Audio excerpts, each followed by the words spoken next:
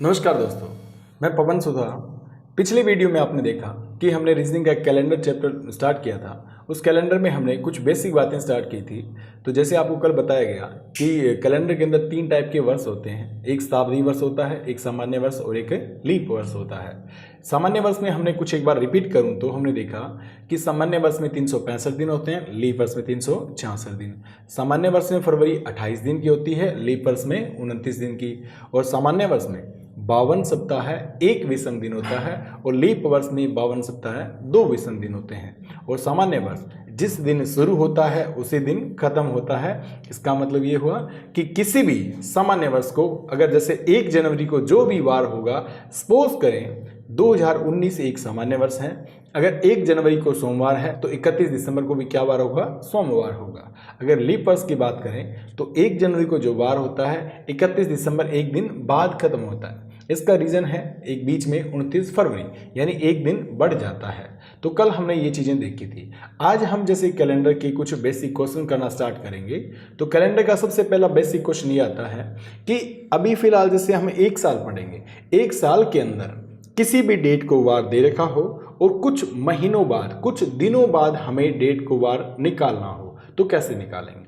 तो सबसे पहले तो ये देखें कि हमारा जो ये प्रोसेस है इसमें हमें सबसे पहले काम क्या आएगा, हमारा विषम दिन का पूरा इसमें योगदान रहेगा कि विषम दिनों के अनुसार ही हम आगे के कुछ दिन निकाल सकते हैं। जैसे देखें, आपसे कभी कोई पूछे कि जैसे सपोज करो आज 10 तारीख एक पहला महीना है और 2019 है, इस दिन मान के चलो सोमवार है, तो आपसे कोई कहे कि 1 दिन बाद क्या वार होगा, तो आप कहेंगे 1 दिन बाद में मंगलवार होगा, 2 दिन बाद बुधवार होगा, 3 दिन बाद गुरुवार होगा, 4 दिन बाद आपका शुक्रवार होगा, 5 दिन बाद शनिवार, 6 दिन बाद में रविवार और 7 दिन बाद में सोमवार। अगर आपसे 6 दिन का कभी पूछे तो आपको एक एक दिन आगे बताना होता है, लेकिन जैसे 7 वर्ष पूछा तो आपने देखा कि सेम वार आता है। अगर कभी आपसे कोई भी 10 दिन पूछे कि आज से 10 दिन बाद क्या वार होगा, तो आपका प्रोसेस क्या रहेगा? आप 10 में 7 का भाग देंगे, शेष कितना बचेगा? 3, जिसे हम क्या बोलते हैं? विषम दिन। तो आज से 3 दिन बाद। अगर आपसे कोई पूछे कि आज से 50 दिन बाद क्या वार होगा, तो आपका प्रोसेस ही रहेगा कि 50/7, कितना शेष बचा? 1, तो 1 दिन बाद। अब जैसे आपसे कोई पूछे कि आज से 100 दिन बाद क्या वार होगा, तो 100 में वही बात है कि हम 7 का भाग देंगे, आपका रिमाइंडर बचेगा 2, तो आज से 2 दिन बाद। यही प्रोसेस अपना बैक साइड में भी रहेगा, यानी जैसे आपको 10/1/2019 को सोमवार बता रखा है, कोई आपसे कहे कि आज से 20 दिन पहले क्या वार था, तो वही बात सेम 20/7 करोगे, आपका शेष बचेगा 6, यानी विषम दिन आएंगे आपके 6। तो आज से 6 दिन पहले वार बताएंगे। अगर आपसे कोई भी पूछे कि आज से 1000 दिन पहले क्या वार था और आज से 1000 दिन बाद क्या वार होगा, तो आप जरा नोट करें कि 1000 में जब आप 7 का भाग देते हैं तो 6 शेष बचता है। अगर आज से 1000 दिन बाद वार जानना चाह रहा है तो क्या करेंगे? आज से 6 दिन बाद वार करेंगे। अगर आज से 6 दिन पहले जानना चाह रहा है तो आज से 6 दिन पहले वार बताएंगे हम, ठीक है ना। अभी जैसे हम एक एग्जाम्पल स्टार्ट करते हैं। जैसे देखें, जैसे मान के चले मैंने कहा 15 जनवरी 2013 को सोमवार है। अगर आपसे पूछे कि 23 जुलाई 2013 को क्या वार होगा, ये आपसे क्वेश्चन पूछा गया है। अब देखें जरा, इस डेट को वार दे रखा है, इस डेट को वार निकालना है, हमें नहीं पता, लेकिन हम कैसे निकाल सकते हैं? अगर हमें पता हो कि इस डेट के ये डेट कितने दिन बाद पड़ती है। अगर मान के चलो ये 100 आ जाता है तो वही बात, आपका प्रोसेस वही रहेगा। क्या करोगे? 100 में 7 का भाग दोगे, 2 शेष बचेगा तो 2 दिन बाद वार करेंगे। चलो, इसका निकालने का प्रोसेस हमारा क्या रहेगा? जैसे जनवरी से लेके जुलाई तक के सारे विषम दिन हम काउंट करते हैं, तो हम क्या करेंगे? जैसे जनवरी, फरवरी, मार्च, अप्रैल, मई, जून और जुलाई। जैसे जनवरी से लेकर जुलाई तक दे रखा था तो हमने क्या किया? जनवरी से लेकर जुलाई तक के सारे महीने लिखे। अब देखें जरा, हम इस डेट से इस डेट तक जा रहे हैं, तो जनवरी जो महीना है, इस महीने में कितने दिन होते हैं? सारे 31 दिन होते हैं। अगर 31 में 15 माइनस करूं तो आपको कितना बचेगा? 16 दिन बचेंगे। तो जनवरी के विषम दिन आए आपके 16। फरवरी देखें आप, ये यहाँ पर सामान्य वर्ष दिया हुआ है। ये कभी भी फरवरी महीना दे रखा हो तो आपको यहाँ ध्यान देने की जरूरत है, क्यों ये हो सकता है अगर लीप वर्ष हो तो फरवरी में दिन होते हैं 29, अगर ये सामान्य वर्ष है तो फरवरी में दिन होंगे आपके 28। तो फिलहाल जैसे 2013 सामान्य वर्ष है तो यहाँ पे दिन होंगे 28। मार्च की बात करें तो विषम दिन होते हैं टोटल 31, अप्रैल में 30, मई में 31, जून में 30 है और जुलाई में आपके 23 दिन रखे हैं तो ये 23 दिन काउंट होंगे। ठीक है, अब दोस्तों हम क्या करेंगे, इतने दिन हमारे सारे आए हैं तो हमारा प्रोसेस रहेगा कि इन सबको हम जोड़ लें। लेकिन एक छोटी सी प्रॉब्लम क्रिएट ये हुई, ये जो कैलकुलेशन होगी थोड़ी बड़ी कैलकुलेशन हो गई।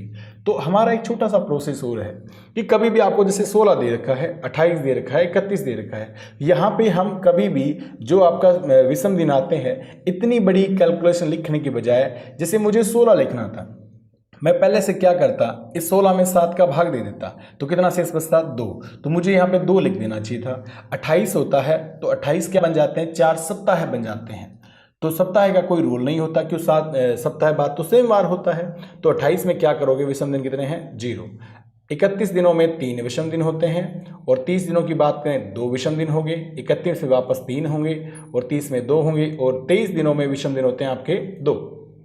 अगर जैसे यहाँ पे आपकी कितनी भी तारीख दे रखी हो, जैसे सपोज करें 25 तारीख दी हुई होती तो मैं यहाँ पे 25 दिन लिखने के बजाय क्या लिखता, 25/7 यानी 4 शेष बचता, तो मुझे 4 लिख देना चाहिए था। फिलहाल जैसे ये आपके सारे विषम दिन आ रहे हैं तो अब आप इनको काउंट करें, जैसे 3 2 5 2 7 7 और 3 10 10 और 4 14, तो अपने टोटल दिन आ रहे हैं 14। तो आप क्या करोगे, 14/7 करोगे तो फिलहाल हमारा शेष कितना बच रहा है 0। इसका मतलब हुआ सेम वार आएगा। तो आपको इस डेट को सोमवार दे रखा है तो इस डेट को भी क्या वार होगा, सोमवार होगा। ये हमारा प्रोसेस है। अगर आपसे कोई भी डेट देके पीछे का वार जानना चाहे तो उसमें भी सेम यही लॉजिक लगेगा, बस उसमें थोड़ा सा ध्यान ये रखना है कि वो पीछे का पूछ रहा है तो आपके जितने ओड डेज लास्ट में आते हैं उतने दिन हमें पीछे जाना होता है। जरा एक एग्जांपल और देखें हम, जैसे सपोज करें मैंने कहा 23 जुलाई